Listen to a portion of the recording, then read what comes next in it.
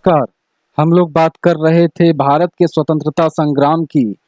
उस दिशा में आगे बढ़ते हुए आज हम लोग बात करने वाले हैं बंगाल विभाजन की। सबसे पहले यह समझना जरूरी है कि बंगाल विभाजन के पीछे किन किन कारणों का हाथ था। इसकी शुरुआत 1887 में मद्रास में बदरुद्दीन तैयब जी की अध्यक्षता में कांग्रेस के अधिवेशन से हुई। पहली बार अंग्रेज अधिकारियों की आलोचना की गई। चूंकि इस संस्थान भारतीय राष्ट्रीय कांग्रेस की स्थापना कहीं न कहीं डफरिन की अनुमति से अंग्रेजी सरकार के पक्ष में की गई थी, लेकिन 1887 में आयोजित अधिवेशन में इस विचारधारा को बहुत धक्का लगा और कहीं न कहीं यह अंग्रेजी नीतियों का विरोध करती हुई प्रतीत हुई। 1887 के बाद हालांकि उस अधिवेशन को तत्कालीन मद्रास के गवर्नर कोन मेयर ने सफल होने में पूरा सहयोग दिया, लेकिन उसके बावजूद इस तरह की घटनाओं ने कहीं न कहीं अंग्रेजी सरकार को नाराज करने का काम किया और जिसके परिणाम स्वरूप 1888 के इलाहाबाद के अधिवेशन से पहले डफरिन ने एक पत्र में भारतीय राष्ट्रीय कांग्रेस की आलोचना करते हुए कहीं न कहीं ह्यूम से नाराजगी भी जताई थी। ये हुई पहली बात। दूसरी बात कि जब भारतीय राष्ट्रीय कांग्रेस का कद बहुत तेजी से बढ़ रहा था, जैसा कि हम लोग जानते हैं कि बंबई अधिवेशन जो कि पहला अधिवेशन था उसमें सिर्फ 72 प्रतिनिधियों ने भाग लिया था। उसके बाद कलकत्ता में 400 समथिंग प्रतिनिधियों ने भाग लिया था और उसके बाद मद्रास अधिवेशन में 600 और इलाहाबाद में 1200 समथिंग लोगों ने भाग लिया था। मतलब इसका कद बहुत तेजी से बढ़ रहा था, इसका प्रभाव बहुत तेजी से बढ़ रहा था समाज में, भारतीय समाज में। इन सभी चीजों का कहीं न कहीं भय स्पष्ट रूप से सितारे हिंद जो कि इलाहाबाद के एक प्रमुख व्यक्ति माने जाते थे और सर सैयद अहमद खां को में देखने को मिला। इसके प्रत्युत्तर में सर सैयद अहमद खां ने 1887 में एंग्लो इंडियन डिफेंस सोसाइटी की स्थापना कर डाली।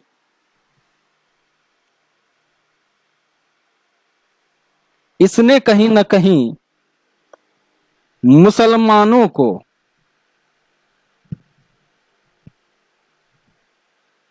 हिंदुओं से अलग दिखाया।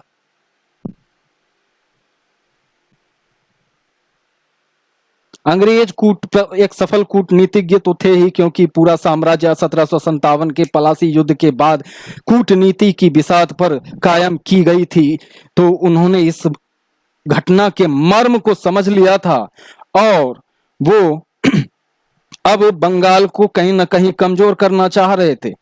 उस समय बंगाल के अंतर्गत वर्तमान पश्चिम बंगाल, वर्तमान बांग्लादेश, बिहार, उड़ीसा और झारखंड के क्षेत्र आया करते थे। अर्थात इतना बड़ा प्रांत जो लगभग पूरे भारत के पूर्वी तट को कवर कर रहा था, राजनीति का एक केंद्र बन चुका था और कहीं न कहीं इस राजनीतिक गतिविधियों को कंट्रोल करने में ब्रिटिश सरकार सक्षमता नहीं महसूस कर रही थी।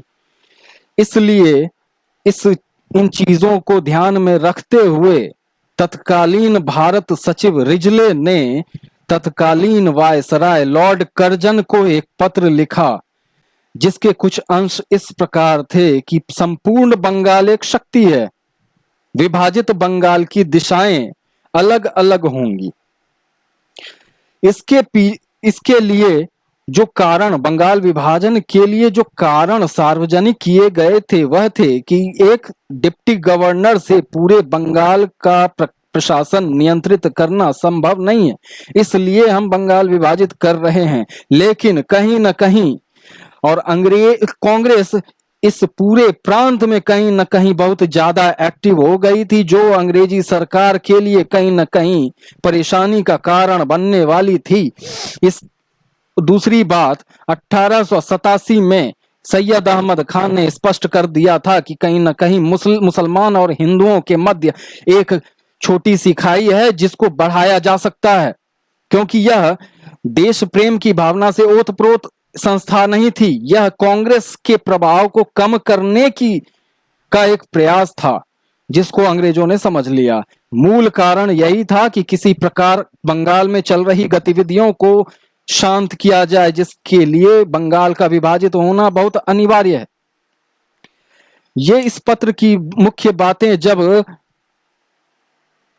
बाहर निकली तो सुरेंद्र नाथ बैनर्जी जैसे राष्ट्रवादी नेताओं के नेतृत्व में ढाका, चिटगांव, राजशाही, मेनन सिंह इत्यादि लगभग पूरे बंगाल में बहुत तेजी से आंदोलन होने लगे, विरोध होने लगे कि बंगाल विभाजन यदि होगा तो उसका विरोध किया जाएगा, बंगाल विभाजन गलत है। इस तरह की अवधारणाओं के साथ कहीं न कहीं पूरे बंगाल में आंदोलन का बीजारोपण कर दिया गया था।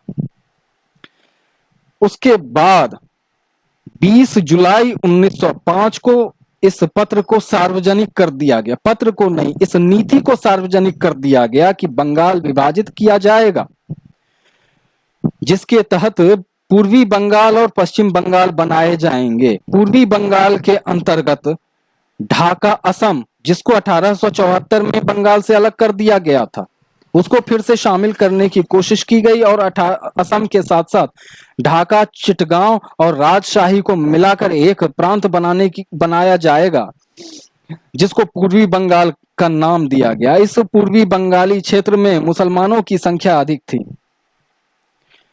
शेष क्षेत्र, जो कि बंगाल के जो शेष क्षेत्र थे, जिसमें बिहार, उड़ीसा और शेष बंगाल, इन सब को मिलाकर एक प्रांत बनाया जाएगा, जिसको पश्चिम बंगाल का नाम दिया गया।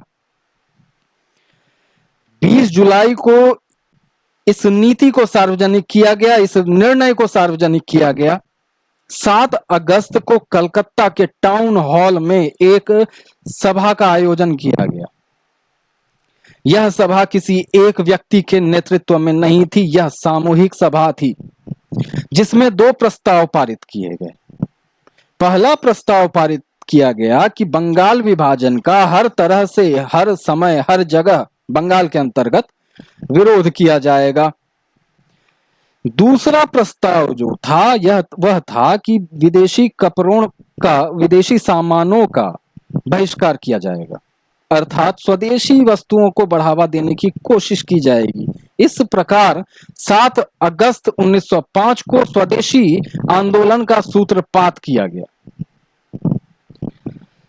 16 अक्टूबर इसी 7 अगस्त 1905 की सभा में रविंद्रनाथ टैगोर ने एक प्रस्ताव पेश किया था, जिसमें कहा गया था कि यदि बंगाल विभाजित किया जाता है तो हम लोग राखी दिवस, जिस दिन बंगाल विभाजित किया जाएगा उस दिन हम लोग राखी दिवस मनाएंगे। यह इस बात का द्योतक होगा कि हम लोग, सरकार कितना भी प्रयास कर ले हम लोगों को अलग करने की, हम लोग अलग नहीं हैं। हमारे अंदर पहले जैसी भाईचारा थी वैसी ही भाईचारा अब भी है। यह इस बात को प्रदर्शित करने का एक प्रयास था।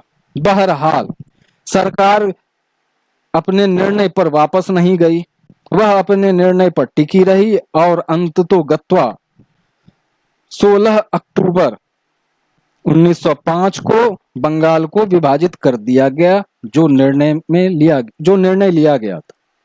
पश्चिम बंगाल और पूर्वी बंगाल, पश्चिम बंगाल में हिंदुओं की संख्या अधिक थी और पूर्वी बंगाल में मुसलमानों की संख्या अधिक थी। संपूर्ण बंगाल में शोक की लहर दौड़ गई। लोगों ने स्वदेशी आंदोलन का अनुकरण कर लिया, जिसका निर्णय 7 अगस्त 1905 को लिया गया था। बहुत तेजी से यह आंदोलन फैला। इस आंदोलन के प्रसार की अगर हम लोग बात करें तो इस आंदोलन का सबसे ज्यादा प्रभाव तो सबसे पहले बंगाल में पड़ा। बंगाल के दोनों प्रांत, पूर्वी और पश्चिमी, इसके अतिरिक्त उत्तराखंड,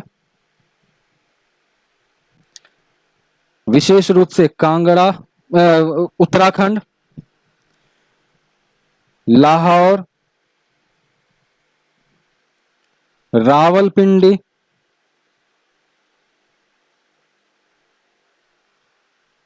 उत्तर प्रदेश, पंजाब, मद्रास, इन सभी जगहों पर इसके व्यापक प्रभाव देखने को मिले। महाराष्ट्र में तिलक और उनकी पुत्री केतकर ने नेतृत्व संभाला। दिल्ली में हैदर खान ने नेतृत्व संभाला।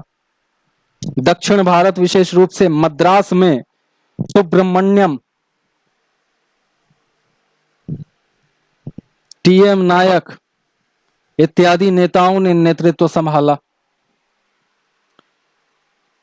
यूपी में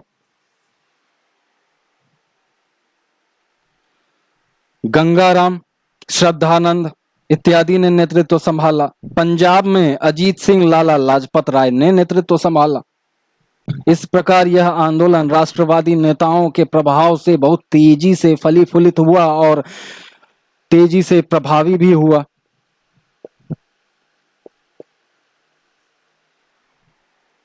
इस आंदोलन को सबसे ज्यादा समाज के विभिन्न अंगों ने सहयोग दिया।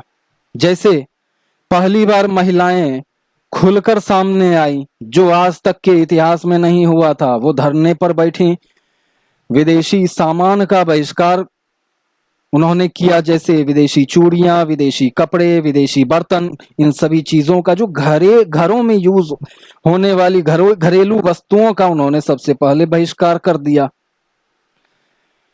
मंदिर में महंतों ने विदेशी चीनी से बनी मिठाइयों को स्वीकार करने से इनकार कर दिया। धोबी ने विदेशी वस्त्रों को धोने से इनकार कर दिया। स्वयंसेवक संघों का भी सहयोग लिया गया, जिसमें अश्विनी कुमार दत्त के द्वारा स्थापित आर्य बांधव समिति का, स्वदेश बांधव समिति का प्रमुख स्थान है।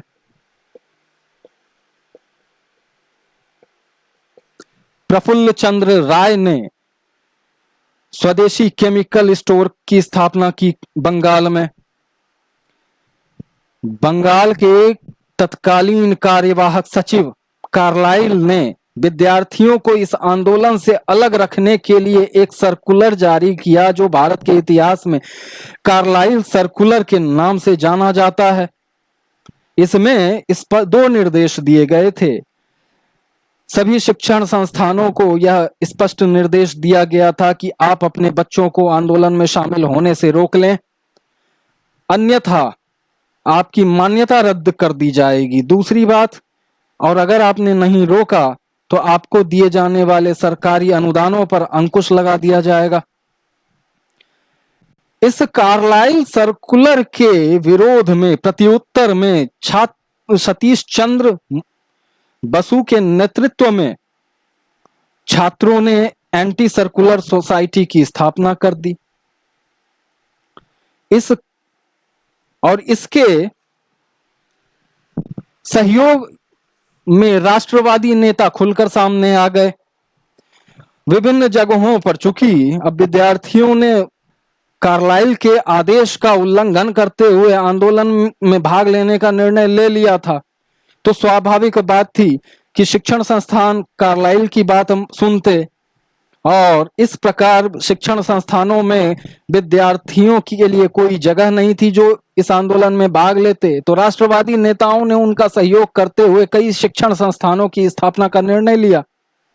जैसे रंगपुर नेशनल कॉलेज की स्थापना की गई रंगपुर में, बंगाल नेशनल कॉलेज और स्कूल की स्थापना की गई।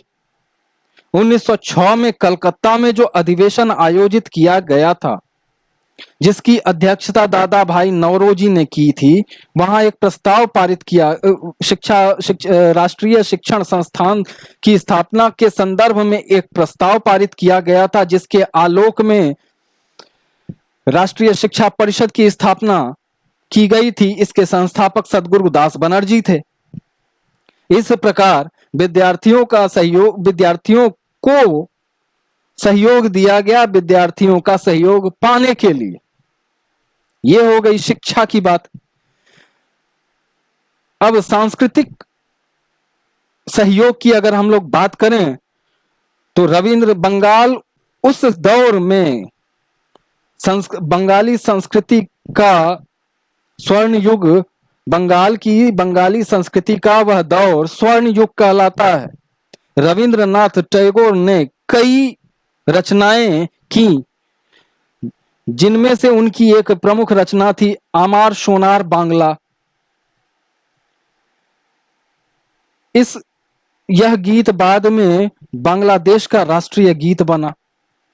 अवनींद्र नाथ टैगोर जो एक प्रमुख चित्रकार थे और बाल चित्रकार के रूप में प्रसिद्ध थे, उन्होंने अपनी चित्रकारी से लोगों को प्रोत्साहित किया।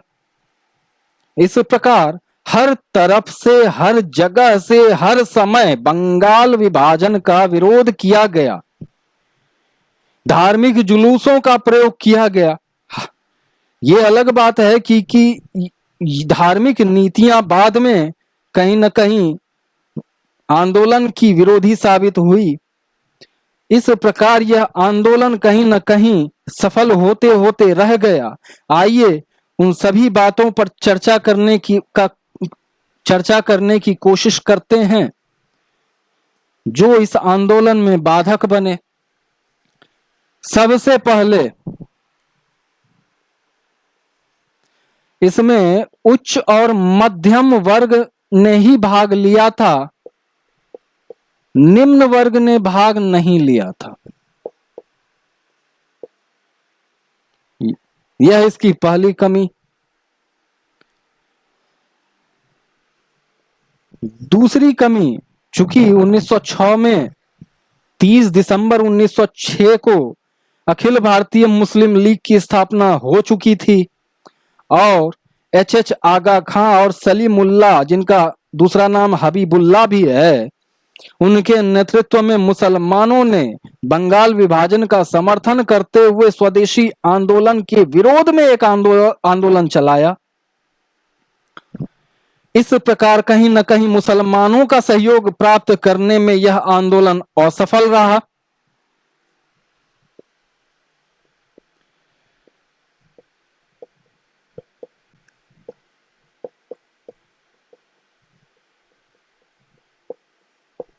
एक और बात, उस समय चूंकि हम लोग जानते हैं कि बंगाल के अंतर्गत वर्तमान बांग्लादेश, पश्चिम बंगाल, झारखंड, बिहार, उड़ीसा, इतने ज्यादा क्षेत्र आते थे, तो उस क्षेत्र की कोई भी गतिविधि किसी भी बड़ी घटना के लिए बहुत हद तक उत्तरदायी होती।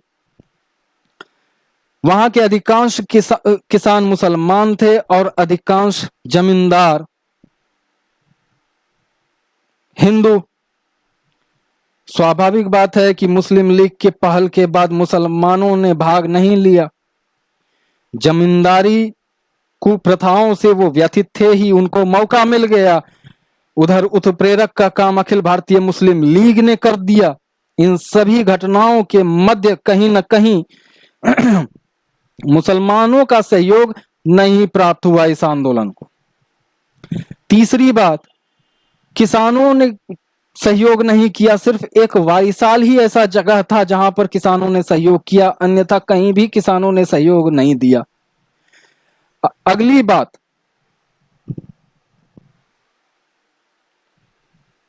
धार्मिक जुलूसों का प्रयोग तो किया गया था इस आंदोलन के प्रमुख नेताओं के द्वारा, देश प्रेम की भावना जगाने के लिए कि लोग इस धार्मिक परंपराओं, धार्मिक नीतियों, धार्मिक जुलूसों के प्रभाव से एकत्रित होंगे और कहीं न कहीं देश प्रेम, घातृ प्रेम आदि का विकास होगा। लेकिन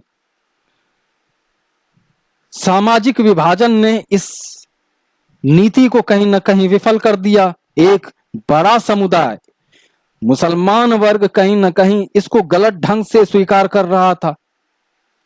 तो यहां पर ये नीतियां गलत हो गई। अंतिम बात कि 1907 जाते कांग्रेस जो कि एक प्रमुख नेतृत्वकारी संस्था थी उसमें फूट पड़ गई। इस फूट का जन्म कहीं ना कहीं 1905 से ही हो गया था, बनारस अधिवेशन में गोपाल कृष्ण गोखले की अध्यक्षता में, लेकिन उसको दबाया गया किसी तरह। 1906 में कलकत्ता में जो अधिवेशन हुआ था दादा भाई नौरोजी के नेतृत्व में, वहां तक यह ठीक था, लेकिन 1907 में यह गतिरोध कहीं ना कहीं उभर कर सामने आया, जो हम लोग अगले अध्याय में देखेंगे। तो एक बहुत बड़ी संस्था जो उस समय बंगाल की थी उसमें फूट पड़ गई।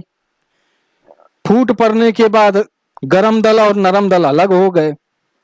अगली बात 1907 जाते जाते कहीं ना कहीं या तो सभी नेताओं को गिरफ्तार या तो नेता गिरफ्तार कर लिए गए, प्रमुख नेता, या निर्वासित कर दिए गए। इस प्रकार यह नेतृत्व विहीनता की दिशा में अग्रसर होते हुए और अंततोगत्वा शांत हो गई।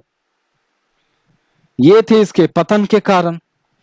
लेकिन एक बात जो परम रूप से स्वीकार्य है वह है कि इसने कई बातों का एहसास करा दिया।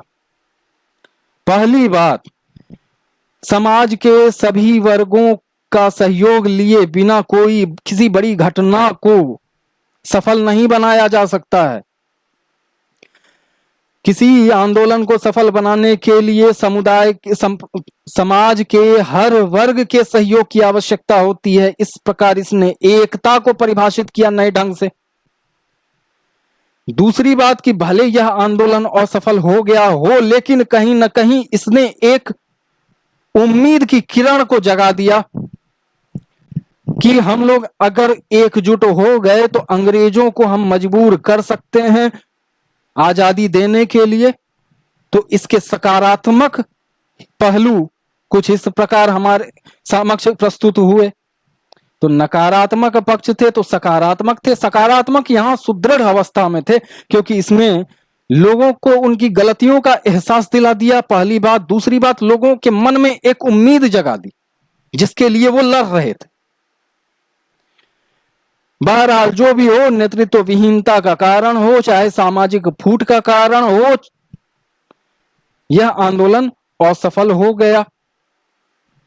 लेकिन इस आंदोलन ने समाप्त होते होते कुछ नई घटनाओं को भी जन्म दिया जिसका इतिहास में प्रमुख स्थान है। अगले अध्याय में उन सभी चीजों पर प्रकाश डालते हुए उनको समझने का प्रयास करेंगे। तब तक के लिए जय हिंद।